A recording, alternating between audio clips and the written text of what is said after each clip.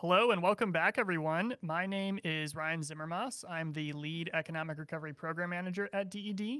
I am joined today for the third time by Miss Abra Kataka. Yes, Thank you for being here. I'm glad to be here. So, can you introduce yourself before we get started? Absolutely. Abracataka, program manager for DED. And right now, since we're focused on sports and tourism, NSORG Sports and Tourism Program Manager. Absolutely. So we've got a whole bunch of different grant opportunities. Today, we're going to be talking about the sports and tourism funding category. I'm really excited to talk about this one and glad to have you here as the expert to guide us through it. So before we dive in, can you start by just giving us an overview about the North and South Omaha Recovery Grant sports and tourism funding category? Absolutely. So, just like the name says, so it's any project that was listed on the coordination plan or the appendices, which will benefit the sports and or tourism field or industries. So it's open to public and private entities. We'll dive a little bit more into it a little bit later, but right now, just a brief overview is just any projects listed on that quote unquote awesome plan that will benefit the sports and or tourism industry. Keep in mind that these projects have to benefit the QCT or ERA, so the Qualified Census Tract in South Omaha or economic redevelopment areas. Yeah, that's a great that's a great overview, I should say, and I think it's a great combination here with sports and tourism. I think we see a lot of overlap, especially in recent years, around like youth sports tourism. So Yes. there's definitely a connection between sports and tourism. And as you mentioned, it's an and or, right? So it could be a project that focuses on sports or tourism or both. Exactly. And so a lot of cool projects that we're hoping to see come through on this And one thing I just wanted to mention, this is different from the EDA tourism one. I've gotten a lot of questions. I know I'm jumping over here just to answer the first question that most FAQ I must say that I've received is if this is the same as the Nebraska EDA tourism, which is not the same. This one would be under the LB 531 and SORG recovery grant program. Yes. So, pardon the confusion. Abra is the program manager for both of those programs, and both are around tourism. So it's good to have a tourism expert in house. And we're excited about some of the projects that were funded under the EDA tourism grant. But for today, and for the purposes of our conversation today, we're going to really hone in on the sports and tourism grants under the North and South Omaha Recovery Grant Program. Yes. So before we talk a little bit more about who can apply, let's just start by orienting ourselves on the website here. And if you've watched our other live streams, you're familiar with this, but I want to make sure that we're all on the same page. So if you start by visiting our website at opportunity.nebraska.gov, that'll bring you to our homepage here. And see the North and South Omaha Recovery Grant Program information, we're going to click on Programs on the top here, and then Economic Recovery. And we're looking for North and South Omaha Recovery Grant Program. So there's a couple different ways to get there. All these links will take you to the same place, which is the main webpage for the North and South Omaha Recovery Grant Program. So, Abra, if I'm wanting more information on eligibility requirements for the sports and tourism funding category in particular, where should I start on the website for getting more information about that? The program manual will be your best friend, actually, for any categories under the NSORG. The program manual will be your best friend in your Bible, quote unquote. And so let's go down all the way down to program resources, and you click on the program manual, which will take you to our wonderful program manual, which just a quick reminder that the version of the program manual is usually updated. I don't know if we would say a weekly, not really a weekly, but sometimes it is updated. Frequently. But if you see that version and the changes that are made will be highlighted like on the bottom. Yes. So if we go to the very last page here, If you have already looked at our program manual and you're like, what, it changed? No need to panic. The changes were very minor clarifications. We haven't drastically changed any requirements or anything like that. So we've got a list here on the record of change section with what each of the different program version updates contained. So if you're like trying to figure out the difference between A and B, no need to do that either. You can just look at the summary of changes here to identify the particular sections that had some clarifications added. And actually really nothing has been clarified or changed regarding sports and tourism at this point. So let's get back to that. Yes. So eligibility information will be under section 3. Okay, so we're going to go to eligibility on section 3 here. Yep. And 3.3.2 Yes. has the specific funding category restrictions. And today we're talking about sports and tourism, which is subsection 5 right here. So I'm going to zoom in a little bit. There we go. So this is a great place to start. Let's kind of break down some of the things here. We've already talked about benefiting the sports and or tourism industry. We've talked about making sure it's benefiting that industry within QCTs and or ERAs in the city of Omaha. Let's talk about this next one here. So applicants applying for any project that's considered a sports park, recreation area, or athletic facility must either be a city of the metropolitan class or obtain a letter of support from the mayor's office. Let's talk about all of those words and what they mean here. Yes. So be a city of the metropolitan class, meaning that you are actually the city, not that your organization is in the city or is located in the city.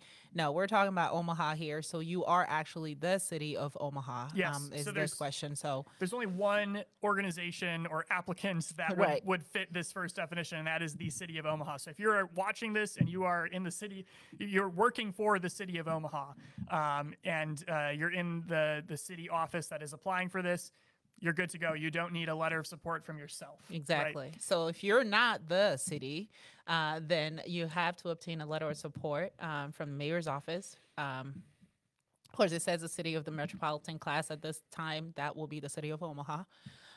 So that letter of support, it must be obtained. And actually, a good thing to know actually is that letter of support, the due date to request the letter of support is tomorrow.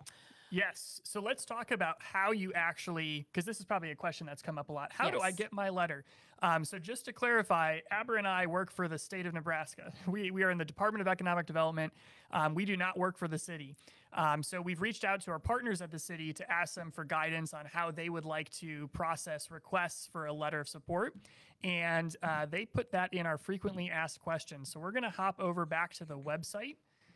And we're going to go to the frequently asked questions section under program resources. If we click on this, I'm going to just do a quick Control F find for letter of support. And question number 60 indicates the process for obtaining that letter. And again, just to reiterate, we are not the city of Omaha. We don't work for the city of Omaha. This is the information that DED was given from our partners at the city and the mayor's office for how they'd like to process those requests for letters. So you can review that here. There's a couple of points that the mayor's office has requested that would be included in your request for a letter from the city. And then those are to be emailed to Keith Station. His email address is listed here. For sports and tourism, that deadline, as Aber was mentioning, is the end of business tomorrow, Friday, October 13th.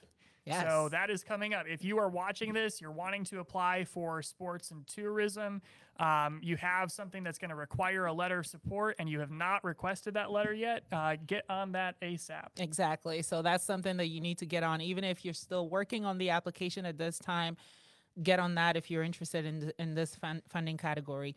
Also, just a quick clarification is that the request has to be in to the city by the 13th. So if your request is there, your letter doesn't necessarily, you cannot obtain the letter the same day. Of course, probably Mr. Keith Station is probably very busy with the many requests that he's been receiving. So as long as your request is in by the 13th, then just wait for that letter, which you will have plenty of time to submit for your application. Yes, so the mayor's office will make sure to get the letters to the projects that they are supporting within the application period, so before the deadline.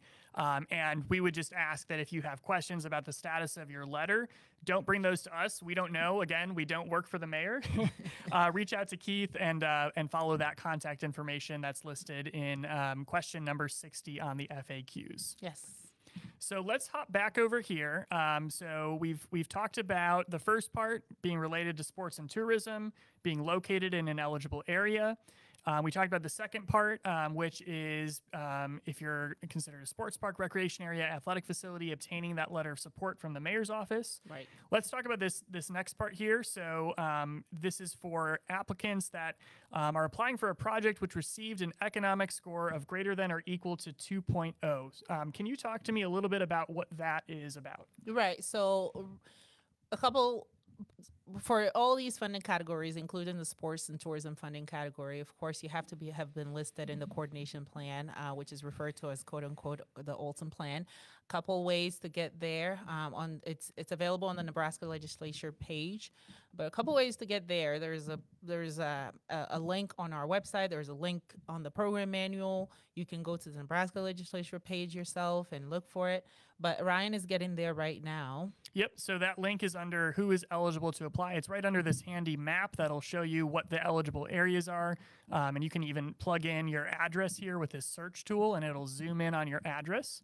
But to get to that plan to determine if you're going to be eligible here, as a baseline eligibility requirement, you can click on that link, which will bring you to the legislature's webpage. Yes. So first thing you're going to do, of course, if you're public or private entities, remember this is open to public and private entities. So first thing you're going to do is click on that first link. So I'm going to go backward, actually. First link is going to take you to the coordination plan, which is the that first link on the first link. And if you are listed on here as a catalyst project or a small quick win, the small quick wins will be under table 8 on that page that Ryan is on right now. Oh, I was on it and then I ruined it. Okay, here we go. Table 8. Now, if you are listed under the small quick win category, you are eligible to apply for the recommended funding or less. So that recommended funding, you will find it on the last, column of that table 8. So if let's say you were recommended for $1 million, you cannot say you're applying for $1,001. You have to be $1 million or less. And that's important in order to get those priority points that you'll be getting as a quick win or as a catalyst, as well as what we were originally talking about here was the minimum required economic score of 2, right? So if you don't have an economic impact score on the coordination plan or appendices of 2.0 or higher, but you are a quick win or a catalyst, then make sure you're requesting at or below that recommended amount, right? So that you get that exemption from the minimum 2.0 score. 2.0 score, yep. Right.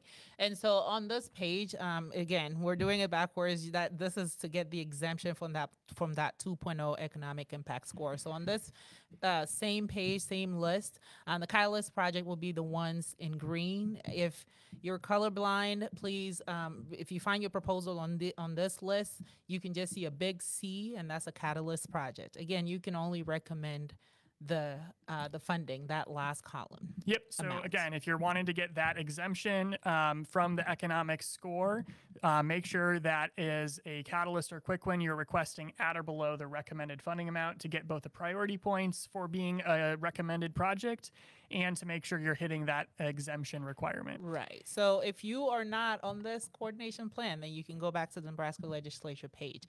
And a quick way, and actually to find just like your proposal summary, is to go to Appendix G, which Ryan is going there right now. You're looking at the economic impact score. So you will see a very colorful, little table like underneath your proposal summary. The economic impact score is that last column again. So if you have a 2.0 or higher, then you are eligible. And you're a public or private entity, you are eligible to apply for this funding category. Great. So basically, two different ways we talked about here to meet this requirement for the minimum economic score. One is having a score of greater than 2.0, and the other is being designated as a catalyst or quick win. Exactly. And as we're on this, because a lot of questions that I've received is that why are we prioritizing or making this only to projects that receive that 2.0 in economic impact score? Ryan, do you have a beautiful answer that I like. A beautiful answer. So, sure. Yes. Well, the answer is really just that. That's what the legislation directs us to do, right? So the LB 531 directs DED to develop a program that's going to prioritize economic development, job creation, small businesses. Really prioritizing that economic impact element. This is one way that we're ensuring that those projects that are going to have the maximum economic impact are the ones that are going to be funded. Exactly. And we're really trying to be transparent with that and upfront with everyone that that economic impact is important to us, that it's required in the law that we prioritize that. And so we want to make sure that we're investing in projects that have undergone economic impact analysis and that have received a score that is going to give us the return on investment and the economic impact that we want as we're making these grants. Right. So, yeah. So I think that kind of covers a lot of the eligibility things. I guess the last point here is that we're going to award up to $10 million per award for this program. So that's not $10 million total. That's $10 million per award as a maximum. Yes. And just to clarify again, if you are on that coordination plan, you want to use that exemption, then you have to use whatever you were recommended for. Absolutely. Right. Very important point. Yes. So, okay. So let's say that we have looked at all of this and we've decided sports and tourism aligns with my proposal. I'm eligible. I want to move forward with submitting an application. What is the next step to do once I've decided that I'm going to apply for sports and tourism? Aside from, of course, making sure that you're getting that letter of support request, and that will be a reminder right here on our website that is due to the mayor's office tomorrow. Yes. So on that page, and Ryan is already there. So on our page, this is the same page where you found the program manual, where you found I believe the link to the Nebraska legislature. Absolutely. So there's an application information for all the funding categories, and the ones that are open now, and right now you can see that the sports and tourism is open now because it has the apply now button. So once you click on that. And this is open now through October 30th at 5 p.m. Exactly. So keep that deadline in mind. And this is probably a good opportunity to emphasize that at 5 p.m. the application will be locked down. So if you are trying to apply at 5:01, it will not go through. Please make sure you submit well in advance of the 5 p.m. deadline. I've already gotten a number of calls at 5:02 from people that were upset because they just missed it. So get that application submitted early, 5 hours in advance if you can. That would be great. Yeah, and there's nothing Ryan or I could do Absolutely. Whenever you miss that deadline. So please try to submit this on time. Yes, we're serious about that. Right. So we click apply. That's going to bring us to this informational screen here, and you'll see some basic information about the grant right here.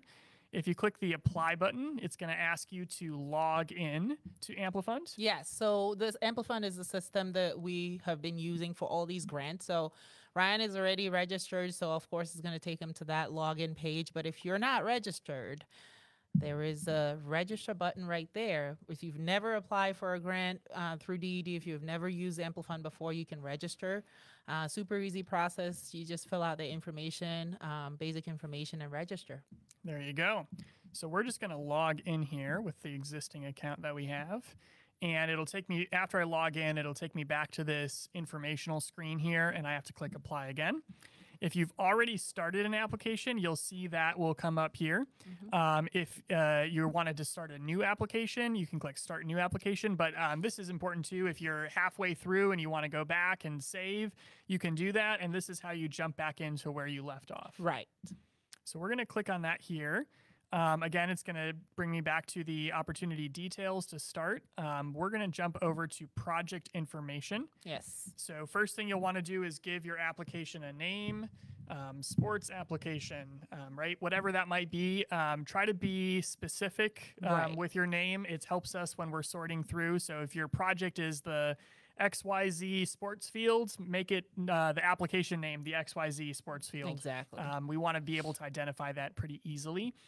If we have a cryptic name, it's harder for us to sort afterwards through which proposal is which. Right. So, and on every page, you just want to make sure that you mark as complete whenever you're Yes. done filling out every page. You can save and continue and come back to the application if you wish to, but mark it's complete and then it gets you to the next page. That's how you know that you've completed everything. absolutely. And that will actually, that option will be grayed out until you fill out everything that you need. So we're going to request the maximum amount here of 10 million. I need one more zero. If you try to request more than 10 million, it will probably not let you. Let's see here. So 10, we're going to do a lot of zeros. There we go. So it'll tell you the maximum amount here is 10 million. So we've got that built in. We're going to request 10 million here. You'll type in your name, your address. Once you have hit all of these required fields, that mark as complete button becomes available, and you can click that, and it will let you know that it was saved. Exactly. If you do not mark it as complete, you won't be able to submit the application. Make sure you're hitting that as you go through each different part of the application. Mm-hmm. So let's jump to highlight a kind of a few of the key areas on the application. Where do you want to start with? I think threshold will be fine. Okay, so we're going to start on part 3. Parts 1 and 2 are really more the organization's information. So please do make sure that you're reading through that ahead of time so you know what documents are going to be required. And same for any of the partners that you may have. Make sure that you're reaching out to them if you're wanting to list them as a partner entity on your application so that they can get you the required documents before the deadline. Right. So part 3 is the threshold questions. And the first question here, I'm actually going to zoom in a little bit more so we can see a little bit better. Yes. Is the project you are applying for listed in the coordination plan or appendices? Right. And this is a great way for you not to waste your time. You're not wasting our time. We're not wasting your time either. Right off the bat, you just see that, okay, is the project in the appendices or the coordination plan? If you answer no, it will have a big red note there for you to, hey, maybe you might want to explore other grants that DED has, or, so that you're not wasting your time filling out this. So you have to be listed on that Nebraska legislature page that we discussed earlier. Right. So either in the coordination plan, which was that first link here, or the appendices. And of course, everyone that submitted a proposal in that initial round is listed in Appendix G. So that's the minimum bar. You need to be in either the coordination plan or appendices to apply. So we're going to say yes. Yep. And it'll ask you some more information about your proposal, your ID number. Again, that'll be located in Appendix G. Number 2 through number 370, I believe there are a number of applications. So you'll list that information here. It's going to ask you if you were recommended for funding. So that's just a yes or no. And you can type in how much you're recommended for. Again, that's really important to determine if you're trying to get that exemption from the minimum economic impact score. Yes. So we'll also be asking if it was a catalyst or a quick win project. Again, you can reference the coordination plan to determine that as we've outlined.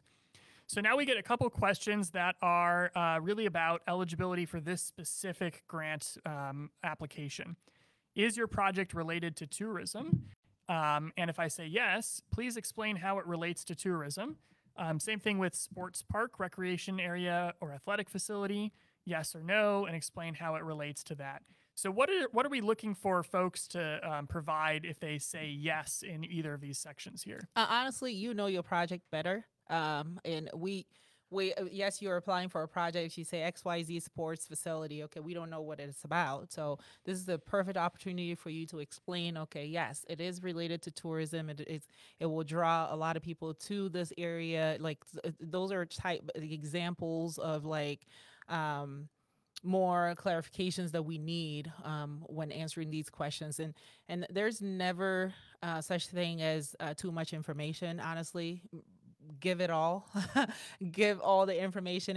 Even if you're thinking, oh, this is too much information. No, it's not.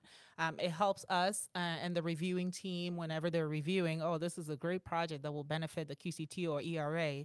So give as much information about your project as possible and how it will benefit these areas as the question is mentioning. Yep, absolutely. And just to reiterate, this is like an either or, right? So you're going to want to either be related to sports or tourism. Hopefully you're answering yes to one of these and then having a really solid justification as to how it relates to sports or how it relates to tourism. And you're doing that, excuse me, you're doing that in this section here. And then other than that, we just have some questions about location, which you can fill out here.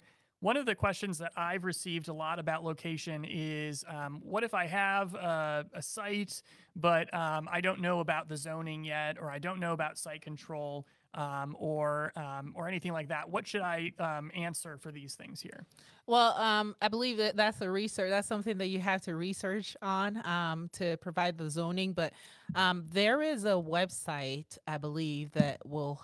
It's very super helpful to know the zoning. You want to go to that website? Yeah, so that's going to be the dogis.org, which is the City of Omaha's GIS system.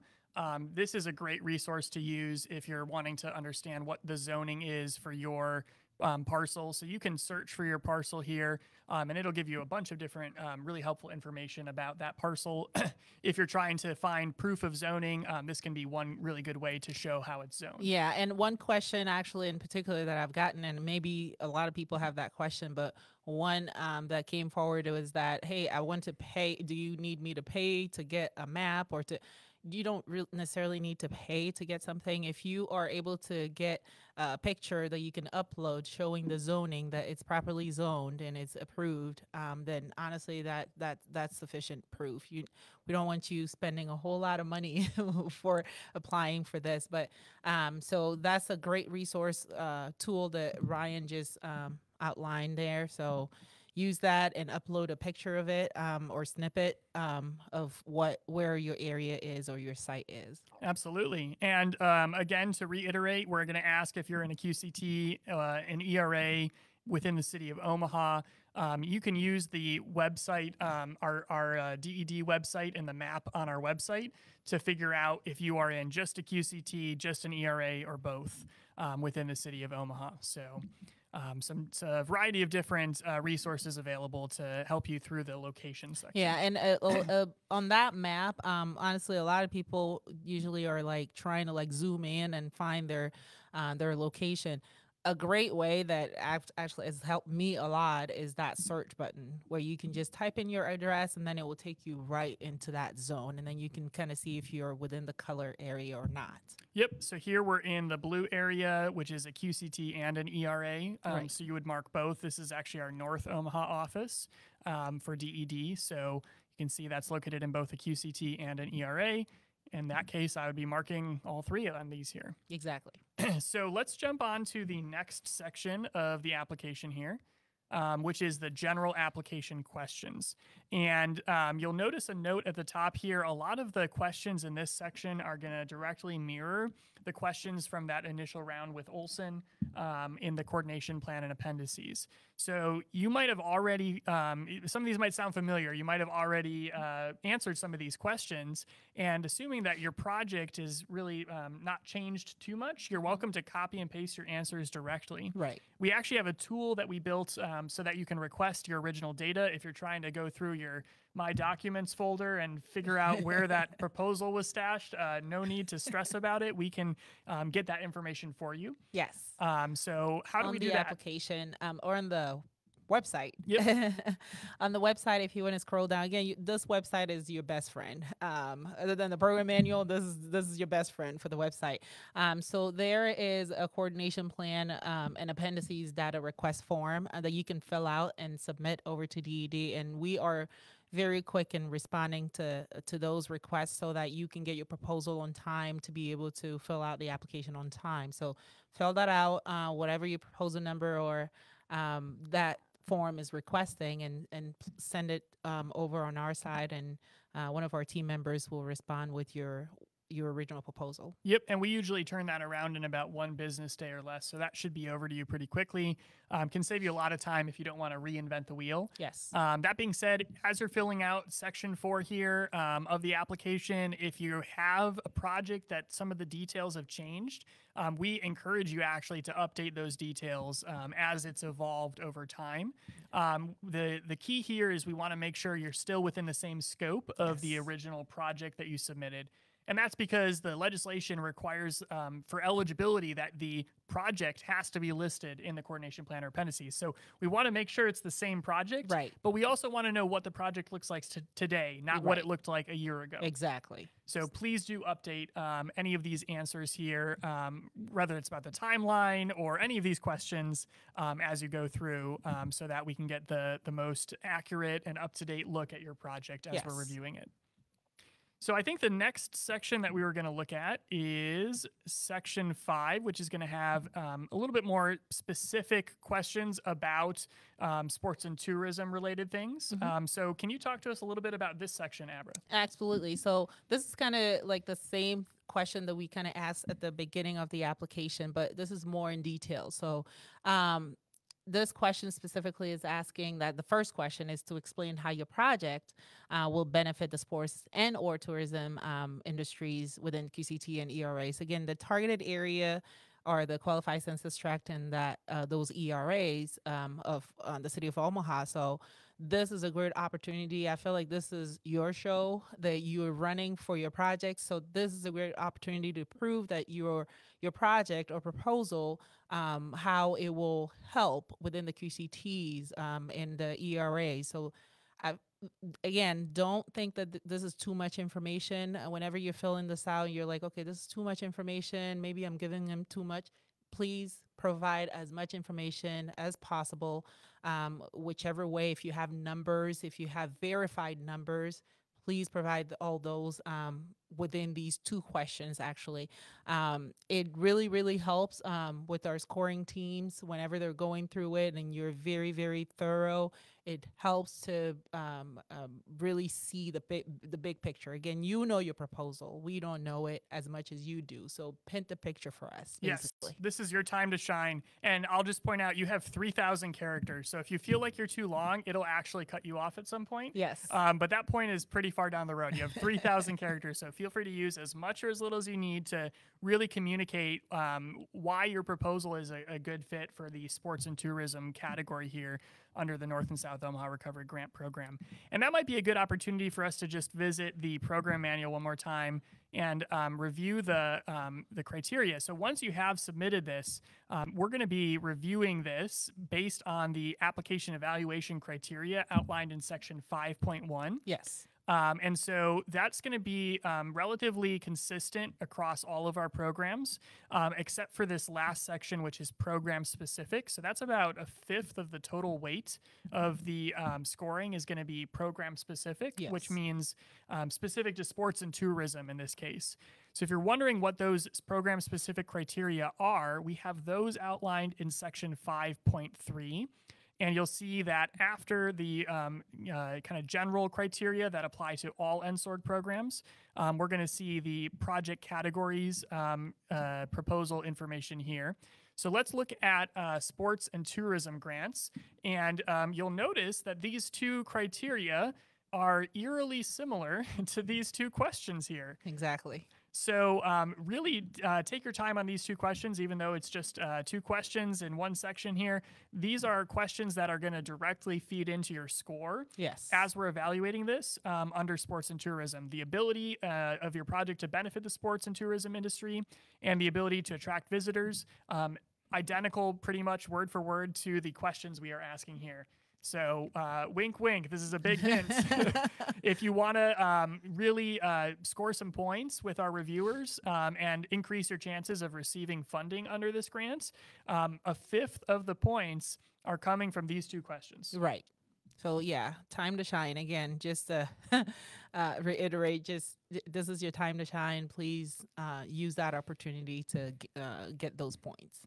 Awesome. So I want to look at one more part of the application before we jump over to some questions. So if you're thinking of questions, again, feel free to comment at any time, and we'll address some of those live here.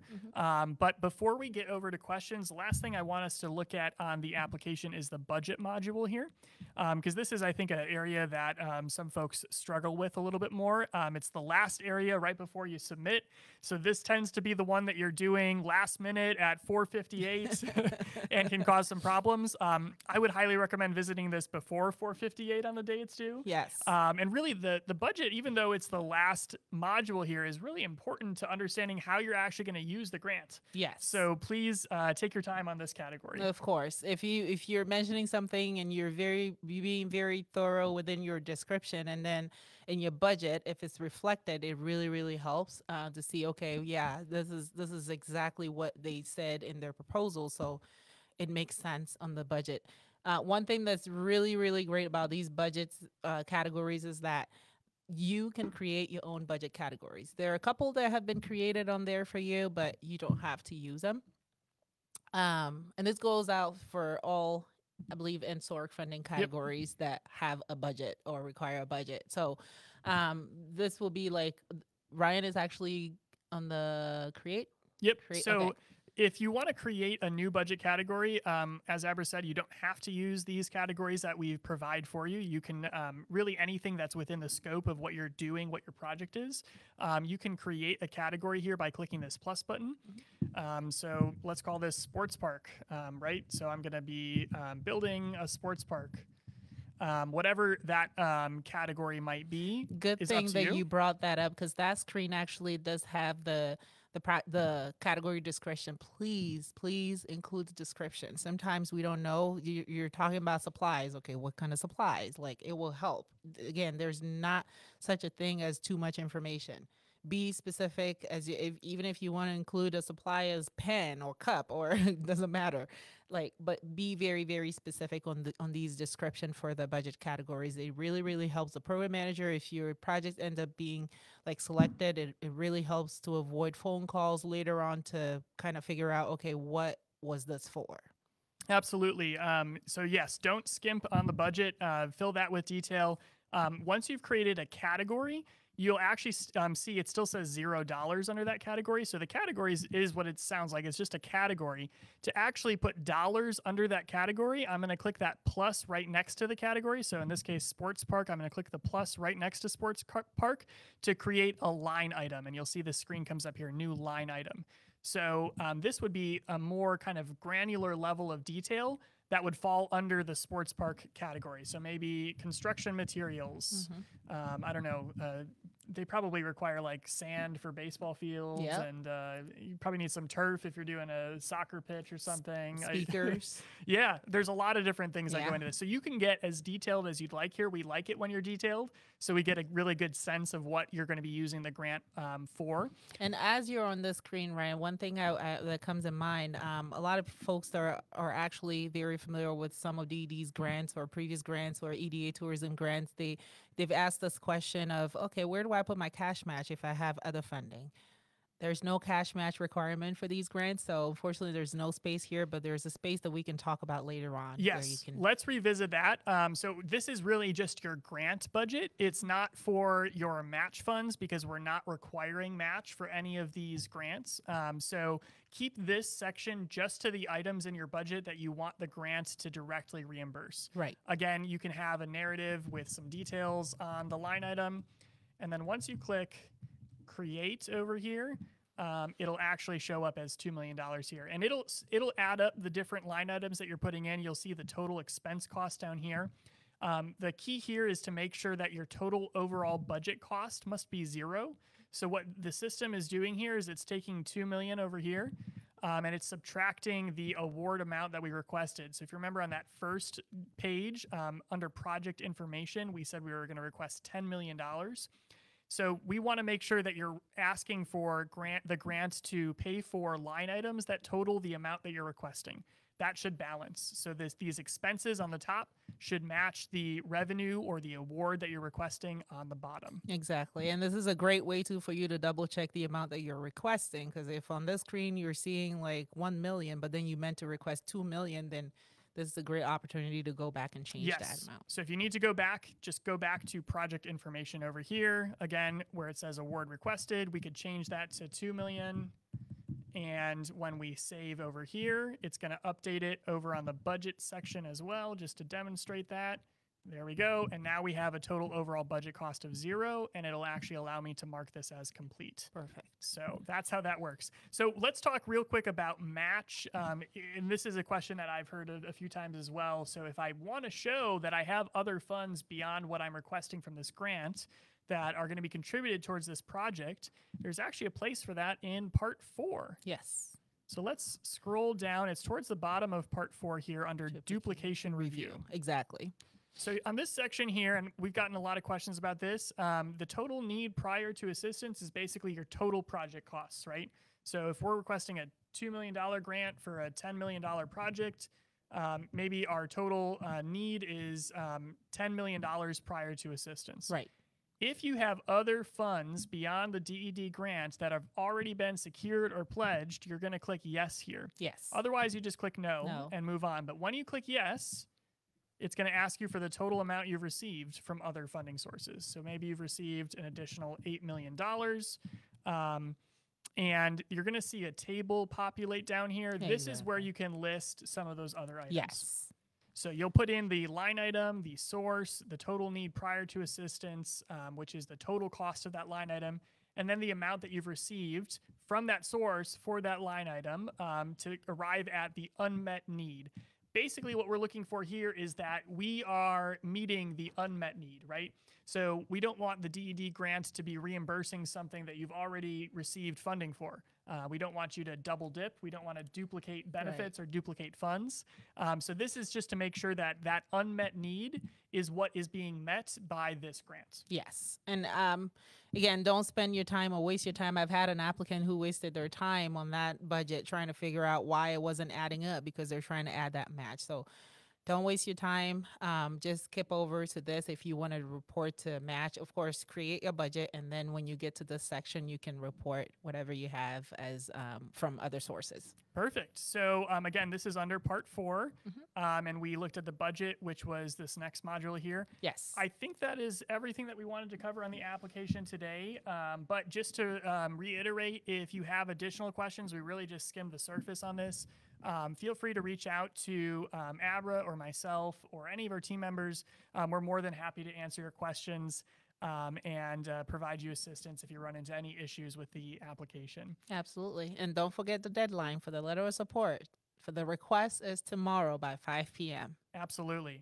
So I think we're going to conclude with a few questions from the audience. If we have any questions, we'll address those. If you have a question, you haven't asked anything yet, please feel free to type in a comment now. While you're thinking of your question to leave in the comments, we're going to just hit a couple of frequently asked questions that we've had for this particular program. Yeah. One question that has been coming out a lot is why are we requesting a letter of support? Yeah, so this has been a pretty frequently asked question, and that's part of why we added it to our FAQs. So I'm going to go back over here to our FAQs. Actually, you know what? I'm going to go back to our program resources so we can show how to get there. Yes. So again, a good shout out for the FAQs. This is under program resources. Here's the FAQ. Again, we update this pretty frequently. Last updated October 5th. And we have about 19 pages worth of questions now. I think we're totaling 89 questions. Yes. Yeah. So we're going to look at question number 30, which is one of our frequently asked questions about why is DED requiring a letter of support from the Mayor's Office for Sports and Tourism? And so just to reiterate the answer here, so DED recognizes the success, sustainability, and impact of projects involving a sports park, recreation area, or athletic facility depend on local support and community-wide buy-in. So that local support element is really critical in our eyes to the success of a sports park, of a recreation facility. You need to have that local level of support. And that's why we're requiring that any project that's considered a sports park, recreation area, or athletic facility has to either come from the city itself or obtain a letter of support for that specific grant proposal Yes. from the mayor's office. Yeah. And since you mentioned that specific grant proposal, I just want to reiterate that this has to be for this specific grant. I've had questions to where, okay, can I still use I have the same kind of project. Can I use the same letter of support that I've obtained previously? No, it has to be for this specific grant for the specific proposal that you're applying for. Right. If you received a letter of support from the mayor's office in 2015 for your project, that's great, but 2015 is not 2023. Exactly. This program did not exist in 2015, so I would be a little bit skeptical whether that was, a fortune teller over at the mayor's office. We want it to be current. We want it to be for the specific grant proposal. So we want it to be, dated in the last couple weeks, hopefully. Yes. And for this specific grant proposal. Yes. So yeah, that's a really good question though. Again, we're not asking for the city to contribute financially to your project. If they are, great. We're not asking for the city to be a partner. No. What we're asking for is a letter of support. Yes. And that's our way of evidencing that there is that local support and buy-in. Exactly. Do we have any questions? Yeah, I don't think that we have any questions that have come in yet. I guess while we're waiting, in case there's any last minute questions, please look through our FAQs if you do have a question later on. A lot of really helpful information in here. And if you're watching this as a recording and you're like, shoot, I wasn't there live to ask them a question, still feel free to leave a comment on this post directly. You can also reach out to any of the program managers. Our contact information is listed under each of these different grants. My contact information is listed on the bottom of this page. So feel free to reach out to us with questions that you might have. We'll try to get to any that are left after the fact in the FAQs. Yes. And another shout out here for our office hours in our North and South Omaha offices. You're free to drop in. You don't need an appointment. We have hours 2 days a week in our North Omaha office, 2 days a week in our South Omaha office. So if you have questions or you just want to talk through your proposal, that's a really great place to go for support as well. Exactly. Or if this funding category, you're figuring out, okay, this is not the right one for me, there are other funding categories as well that you can explore. I highly encourage you to read on that program manual. And then if you have any program specific questions, of course, reach out or show up in person and discuss. Yeah. Well, since it looks like we don't have any questions, I think we'll probably wrap up. But thanks so much for watching. Thanks for tuning in. We're really, I can only speak for myself, but I'm really excited to see these proposals come through and to see the dollars start working in these communities. Absolutely, as I am too. I'm very excited. It's a really fun funding category, and I can't wait. Yeah, we love the work that everyone's doing, and we're excited to be part of it at DED. Looking forward to hearing your proposals, reading your proposals, and again, if you have any questions, reach out. But that'll do it for today. So have a great rest of your day, everyone. Thank you for watching.